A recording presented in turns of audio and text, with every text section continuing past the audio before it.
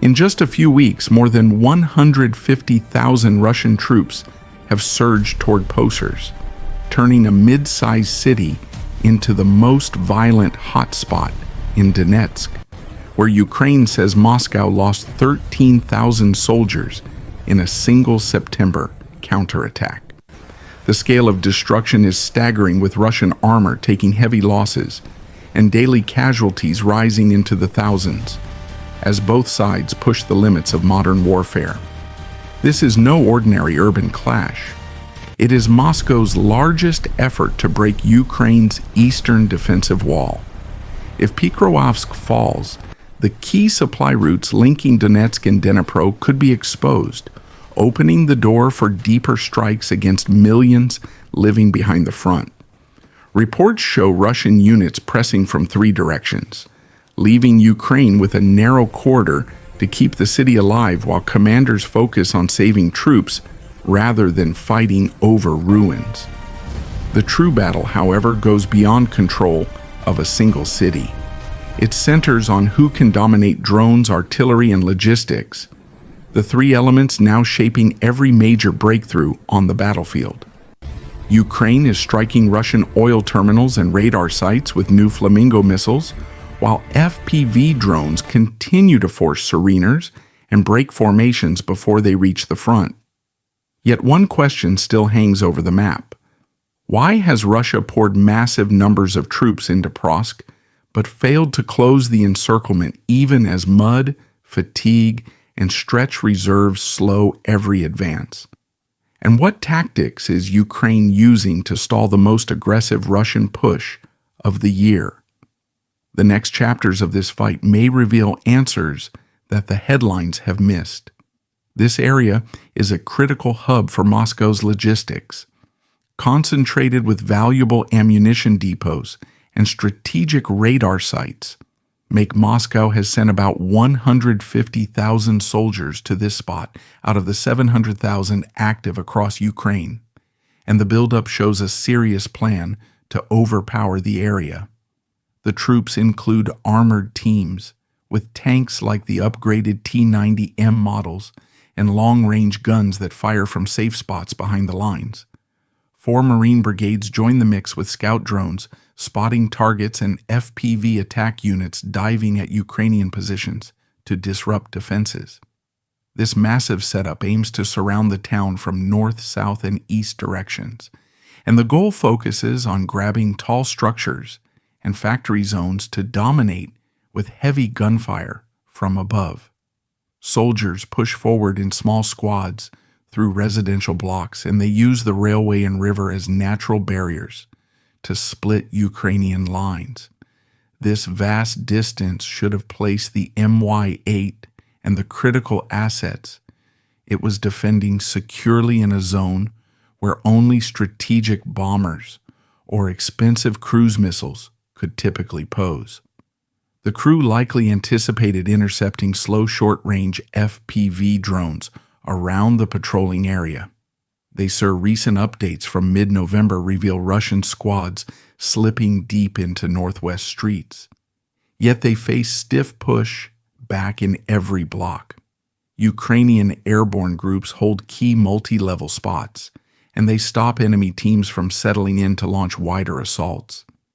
This increased operational tempo meant the Mi-8s were flying longer hours and deeper routes.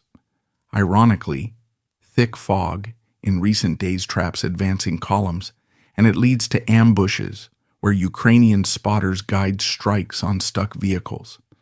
Drone swarms from Ukraine buzz constantly overhead, and they target supply trucks far back to weaken the front push. This crucial detail underscores the magnitude of the shift, highlighting that the aircraft was not struck while stationary on the ground, but was eliminated during the active. Artillery exchanges boom without stop, and Ukrainian precision shells hit command posts to confuse Russian moves. The lack of a full breakthrough stems from these ongoing hurdles, and Moscow shifts tactics to bomb logistics paths instead of direct charges. Ukrainian forces adapt by using ground robots for resupply, and they keep a slim 15-kilometer escape route alive despite heavy fire. Counterattacks in northern edges slow Russian gains, and they force redeployments that thin out the main assault. Leaders like Zelensky leave decisions to field officers who prioritize saving troops over holding rubble. And this approach buys time for new defense lines beyond the city. The helicopter crew believed at first that they were dealing with a small reconnaissance drone. Yet this assumption collapsed when the FP-1 took a direct glide bombs rain down on positions, and they create craters that halt armored advances. Yet defenders rebuild barriers quickly with whatever materials lie around. Scout teams on both sides trade fire in foggy mornings, and the weather turns simple patrols into deadly surprises. This drawn-out struggle highlights how urban terrain levels the field against bigger numbers, and Ukrainian resilience keeps the fight balanced. Armored vehicles bog down in mud from autumn rains, and they become easy marks for anti-tank squads hiding in ruins. Drone operators coordinate with ground troops to pinpoint weak spots, and the combined effort disrupts planned encirclements. The battle rages without a decisive edge, and it drains resources as small victories pile up on either side. The danger increased because the FP-1 carried a recognition system designed to read thermal patterns, and this allowed it to interpret the Ukraine employs an attrition approach to hinder Russian advance rates near Pokrovsk. And this method focuses on wearing down enemy units through targeted strikes. Commander Kursky highlights the aim of inflicting heavy casualties, so Moscow's push loses momentum, and the constant pressure drains their frontline brigades. Soldiers from Kiev prioritize destroying key assets like drone pads, where unmanned flyers launch from hidden spots, and command hubs that coordinate assaults. These hits disrupt planning and leave attacking groups without clear orders during critical moments. Supply depot face repeated blows too, and the damage cuts off fuel along with ammo needed for sustained operations. Trucking stations crumble under fire, and this forces Russian convoys to reroute through risky paths exposed to further ambushes. Artillery with guidance systems pounds distant positions, and the barges reach up to 40 kilometers behind enemy lines to shatter gathering points. HIMARS rockets streak in with precision, and they obliterate clusters of vehicles before those can join the fight. Storm Shadow missiles soar over terrain to strike fortified bunkers, and the explosions scatter debris that blocks roads for hours. Long-range UAVs glide silently at night, and they drop payloads on radar setups guiding Russian air support. These tools allow defenders to reach deep without risking close contact, and the result keeps aggressors off balance. Moscow manages to move troops forward, yet the cost mounts in delayed reinforcements and exhausted squads pulling back for rest. Brigades rotate frequently due to burnout, and this cycle slows their overall drive as fresh units take time to adapt. Defenders spot incoming waves early through scout networks, and they respond with layered traps that pin down infantry. Russian patrols creep through fields, but sudden shelling scatters them before consolidation. Drone teams from Ukraine hover above battle zones, and they adjust fire in real time to maximize hits on moving targets. Infantry holds firm in dugouts while directing these unmanned aids, and the combination frustrates larger enemy efforts. Moscow's attempts to surge meet fierce resistance, and the prolonged exchanges sap morale among forward elements.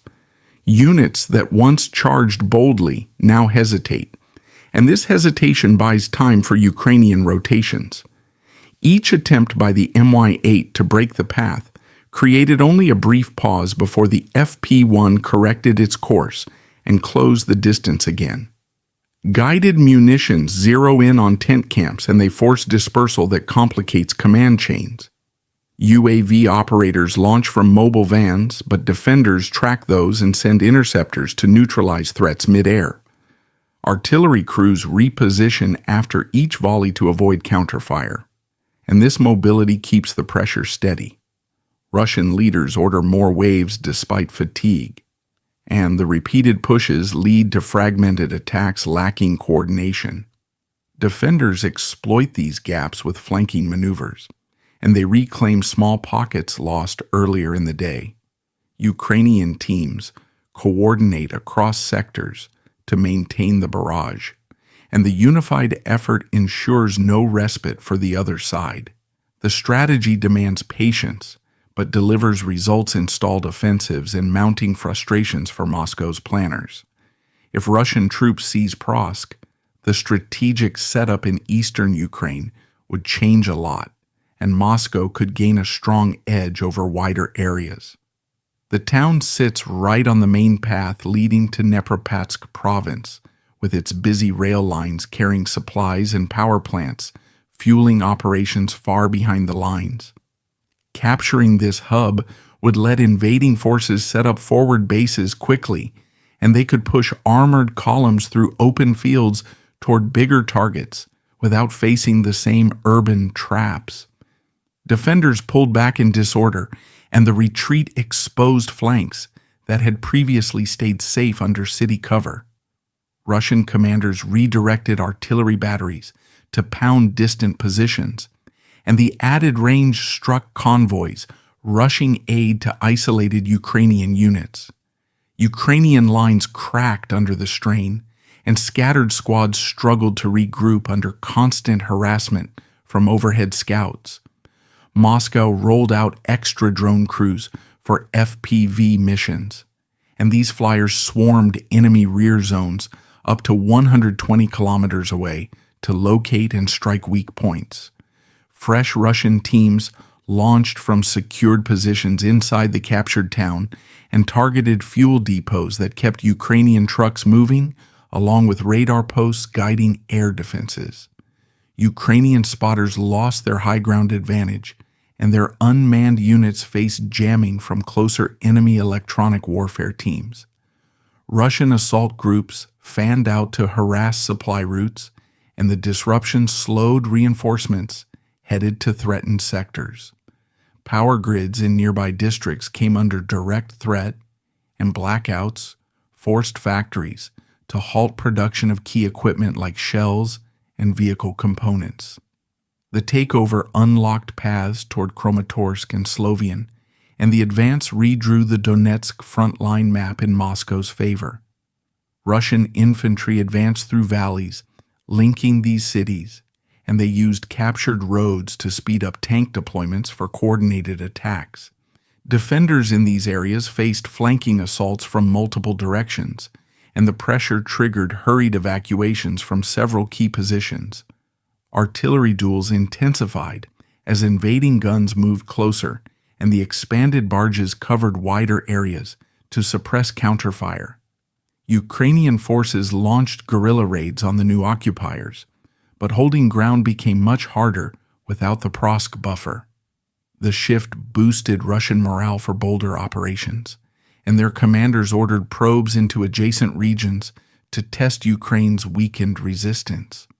Western observers labeled Pokrovsk as the gateway to all of eastern Ukraine, and losing it would hand Moscow control over logistics that sustained the region's fight. Russian engineers repaired damaged tracks quickly, and trains loaded with heavy weapons rolled straight into forward zones. Ukrainian air defenses stretched thin against increased drone attacks, and the added pressure diverted resources from other hotspots. Commanders in Kiev faced hard decisions on reallocating brigades, and the redistribution left gaps elsewhere that Russian forces exploited. Russian patrols extended deeper without fear of rapid encirclement, and their expanded reach challenged Ukrainian mobility across the front. This shift in control showed how one town's fall tied into larger territorial changes, and Moscow's gains accelerated as Ukrainian defenses buckled.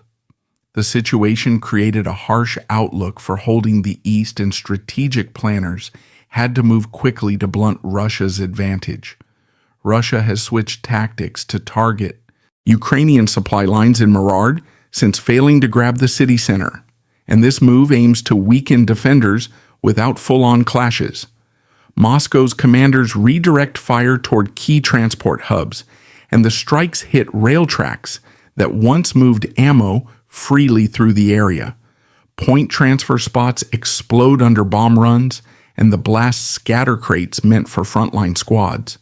Motorized convoy paths turn into kill zones, and Russian spotters guide drones to ambush trucks hauling fuel along dirt roads. These attacks create bottlenecks that delay fresh gear, reaching isolated posts, and the disruptions forced Ukrainian leaders to reroute essentials through riskier backways.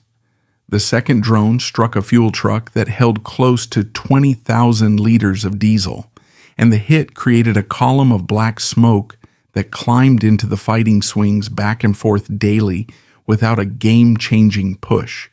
And Moscow's units probe edges to find soft spots in the network. Artillery shells rain on junction points, and the impacts crater pavement that slows heavy vehicles to a crawl. The burning pool under the tank created a hazard that nobody could approach, and the base had to divide its personnel between fighting the flames and searching for the rest. Ukrainian guards set up checkpoints around these sites, but incoming raids forced quick evacuations to avoid total loss. The back-and-forth exchanges drain both sides as repair crews work under fire to patch holes in the system. Moscow's plan chokes off brigade resupplies, and the tactic avoids bloody street fights by starving out positions from afar. Infantry holds firm in outer defenses, yet dwindling stocks push them toward rationing bullets during patrols. Moscow strives to suffocate Ukrainian brigades through these backhand hits rather than charging headlong into built-up zones. And the shift buys time for regrouping after earlier stalls. Guided munitions streak toward bridge crossings, and the explosions topple structures that once linked supply chains across rivers. Russian sabotage teams sneak close to cut power lines feeding depots, and the blackouts halt loading operations at night. Defenders counter by deploying mobile anti-drone nets, but persistent waves overwhelm some setups. The ongoing sabotage turns routine deliveries into hazardous runs, and truck drivers weave through fields to dodge known strike areas. Ukrainian commanders adapt formations to shield convoys with escort vehicles, but losses mount from hidden mines planted along alternate trails. Those explosions cut power lines, damage storage shelters, and force the crews to retreat to safer positions. This combined impact revealed a shift in Ukrainian tactics because the drones worked together in multiple layers and pressured the base. The pattern raises an important question. Do you think drones can change the balance of the Ukraine-Russia war in the coming year? A Ukrainian FP-1 taking down a Russian Mi-8 deep inside Rostov was not just another headline. It was the moment the battlefield quietly changed shape. A drone built to hit fuel tanks suddenly proved it could hunt a helicopter in the dark. And that single strike opened the door to a chain of attacks that smashed. The Mi-8 was only the beginning. Across Crimea, Bryansk and Rostov, the FP-1 and FP-2 have forced Russia. These drones now move like a low-cost air force that never tires, never hesitates, and never complains about danger. If a cheap long-range drone can break through layered defenses and hit strategic assets, then no helicopter group missile. How far from the front is far enough when a drone can fly quietly through the night and strike before anyone reacts? The real suspense now lies in who adapts faster. Will Russia close the gaps? Will Ukraine push even deeper? Or if you want to follow how this new drone war unfolds, make sure to like, share, and subscribe to World War History. Many Russian soldiers give up in large numbers because Ukrainian drones equipped with loudspeakers broadcast clear surrender steps. Unmanned flyers hover low over trenches, and they play messages urging troops to drop weapons, then walk toward friendly lines with hands raised. Isolated squads hear the calls amid silence, and they emerge from bunkers to follow instructions under watchful cameras. Captured footage shows groups of 10 or more laying down rifles, and the process leads to quick prisoner transfers without prolonged firefights. Ukrainian operators adapt tactics by combining audio prompts with warning strikes, and the mix convinces holdouts to comply before full attacks land. These psychological tools turn desperate pockets into orderly capitulations, and the results free up assault brigades for wider pushes. Dozens wave white flags in recent days, and the trend spreads fear among remaining units facing similar encirclements. Autumn mud seasons bog down Russian mechanized vehicles as they try to block the counterpush. And this weather turns mobility into a nightmare for heavy gear. Tanks sink into soft ground during rushed redeployments, and the stuck holes become sitting ducks for overhead strikes. Convoys grind to halts on soaked trails, and crews abandon equipment to avoid incoming fire from waiting ambushes. Ukrainian scouts monitor these choke points, and they call in artillery to pound immobile clusters before those can dig out. The quagmire delays reinforcements by hours or days, and it exposes supply lines to partisan raids that further slow responses. Fog rolls in with the rains, and it masks Ukrainian advances while blinding enemy patrols attempting counters.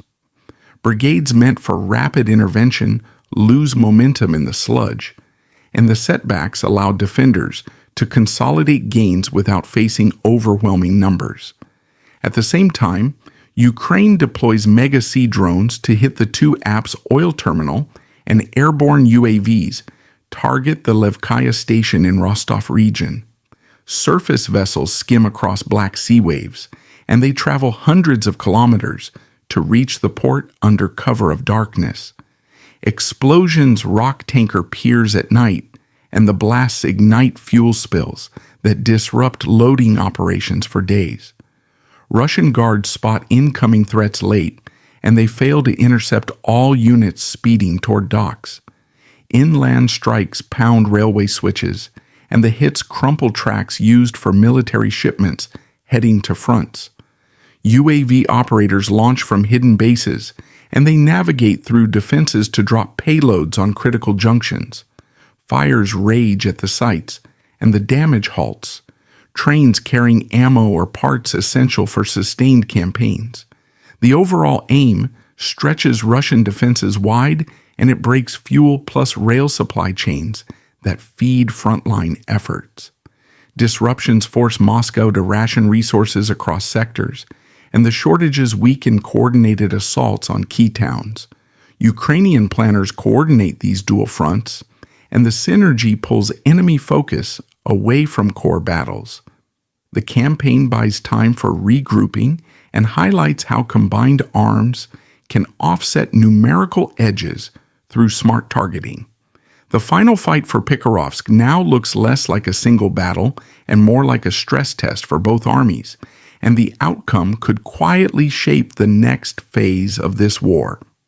Russian forces keep pouring in troops, armor, and drones because a breakthrough here would give Moscow a symbolic victory and new routes into the heart of Donetsk. Ukraine is holding the line with every tool available, from FPV swarms to long-range strikes that hit fuel depots, rail hubs, and command sites far behind the front. The clash between Pokers and Mirnor shows that this is no longer a contest for streets or buildings.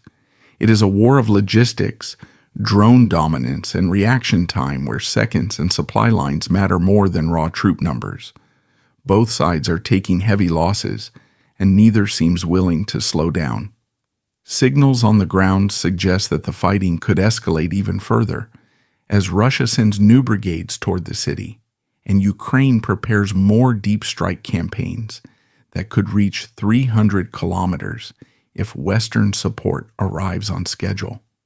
This raises the real question for viewers. Will Pokrovsk become the turning point that changes the map of Donetsk?